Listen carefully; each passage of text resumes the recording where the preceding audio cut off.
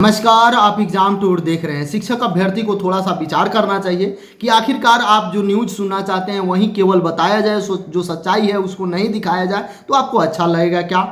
जरा सोचिए, यदि टीआरई 1 टीआरई 2 की बात कीजिएगा तो उसमें बहुत अधिक वैकेंसी थी। 1,70,000 1,22,000 प्लस सीट था, लेकिन फिर भी ज्वाइनिंग कितना का हुआ? यदि टीआरई 1 की बात करें तो लगभग 90,000 के आसपास लोग ज्वाइन किए, 90 से 95,000। ये मेरा डाटा नहीं, सरकारी डाटा है। उसके बाद आप देखिएगा प्रतिदिन 500 700 800 शिक्षक बाहर हो रहे हैं।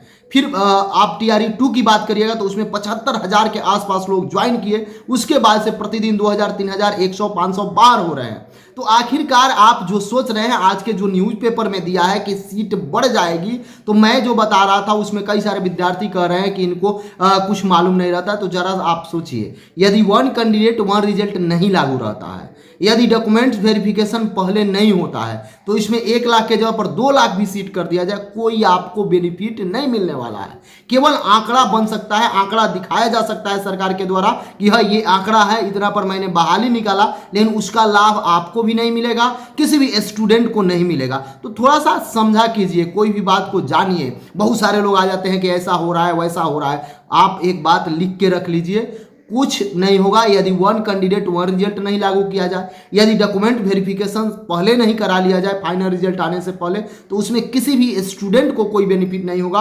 और फिर इस बार देखिएगा जब फाइनल ज्वाइनिंग वगैरह होगा, फिर से 30 से 40,000 सीट खाली रख लिया जाएगा।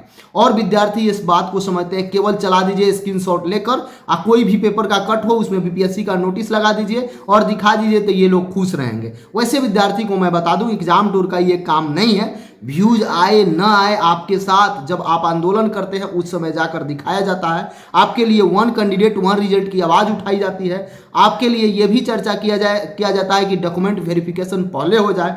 आपके लिए यह भी चर्चा किया जाता है कि आखिरकार महिला जो आरक्षित सीट है उस पर अन्य महिला को कैसे रिजल्ट दे दिया गया।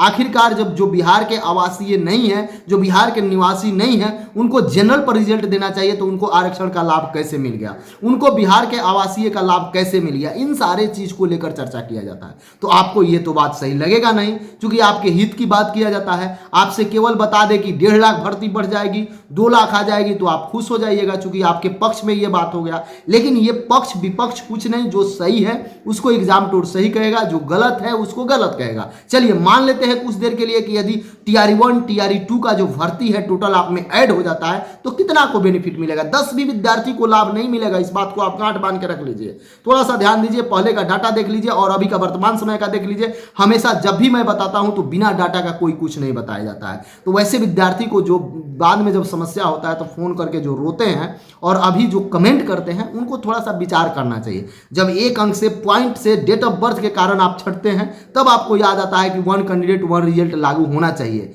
आखिरकार इसमें आपका सहयोग नहीं मिलना चाहिए। केवल आप बैठे रहेंगे और गलत कमेंट करते रहेंगे तो आपका काम हो जाएगा। आप बहुत सारे लोग बोलते हैं कि आप क्यों नहीं जाके फलना शिक्षा मंत्री का इंटरव्यू करते हैं। शिक्षा मंत्री कितना लोग का इंटरव्यू देते हैं? यदि किसी को इंटरव्यू भी देते हैं तो वह सवाल फिक्स रहता है कि यही सवाल पूछना है। मैं तो बीपीएससी चेयरमैन से यह भी पूछा था कि जब टीआरई 1 में 1,70,000 भर्ती दी गई तो आखिरकार नियुक्ति उतना क्यों नहीं हुआ, उतना पर रिजल्ट आपने क्यों नहीं दिया? जब टीआरई 2 में 1,22,000 की नियुक्ति वैकेंसी दिया गया तो उसमें आपने टोटल सीट पर रिजल्ट क्यों नहीं दिया? कोई सवाल पूछा था? जाके देखिए, कोई पूछे थे? तो इस बात को समझिए, कौन सही दिखाता है कौन सच्चा दिखाता है उसको ध्यान रखिए। आप अनर्गल कमेंट बॉक्स में कमेंट नहीं करिए, कमेंट करने से कुछ नहीं होगा। कुछ विद्यार्थी ऐसे होते हैं जिनको समझ में नहीं आता है और केवल कमेंट करते हैं। चलिए देखिए, यहाँ पे जो आज का दिया गया है उस पर आप विचार करिए। तीसरे चरण की नियुक्ति में बढ़ेगी अध्यापकों के पद। पहले और दूसरे चरण के रिक्त पदों को शामिल करके बढ़ा दिया जाएगा रिक्तियां। अब देखिए इसका क्या है, थोड़ा सा समझिएगा, इस पर क्या चल रहा है इस बात को समझिएगा। देखिएगा, राज्य के सरकारी स्कूल में अध्यापकों एवं प्रधानाध्यापकों की नियुक्ति जल्द होगी। पहले और देखिए जल्द होगी बोला जा रहा है। पहले और दूसरे चरण के अध्यापकों की नियुक्ति में रिक्त रह गए पदों को भी तीसरे चरण के अध्यापक नियुक्ति में शामिल किए जाएंगे। पहले और दूसरे चरण के रिक्त पदों को जोड़ते हुए बैकलॉग की गणना का रोस्टर क्लियरेंस कराई जाएगी, अंतिम दौर में है। इसमें तीसरे चरण में अध्यापकों की होने वाली नियुक्ति की आरक्षित कोटे बढ़ जाएंगे, पदों की संख्या में इजाफा होगा। तीसरे चरण में अध्यापकों की नियुक्ति के लिए इससे पहले ही पद 87,774 पद दिया गया है, जबकि इसमें लिखा है 86,491 पद। लगभग दी गई है। पहले और दूसरे चरण में पदों को जोड़ते हुए बैकलॉग की गणना किया जाएगा और रोस्टर क्लियरेंस की जाएगी।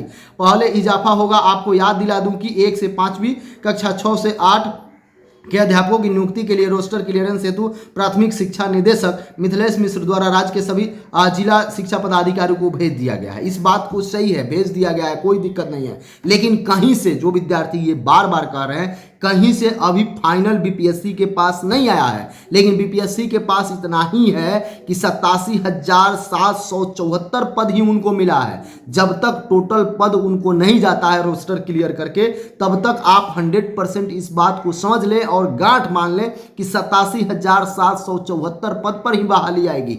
अब मेरे द्वारा बार बार बताया जा रहा है, आप लोग ये समझ रहे हैं, जब 50% आरक्षण की बात है तो कहीं सीट बढ़ जाएगी उस जिला में, कहीं किसी कैटेगरी की घट जाएगी, ये बात बताया जा रहा है। ये नहीं बोला जा रहा है कि इसमें टोटल सीट ऐड हो जाएगा। बहुत सारे लोग पुराना जो नोटिस है उसको वायरल करके बता रहे हैं, तो उसमें एडिट किया जाता है। इस बात को आप समझिए। जब तक कि बीपीएस शिक्षा विभाग टोटल अपना रोस्टर मंगाकर टोटल बीपीएससी को अधियाचना नहीं भेजेगी कि इतना सीट है, इस पर भर्ती करना है, तब तक कोई कुछ नहीं बढ़ सकता। इस बात को आप जानिए।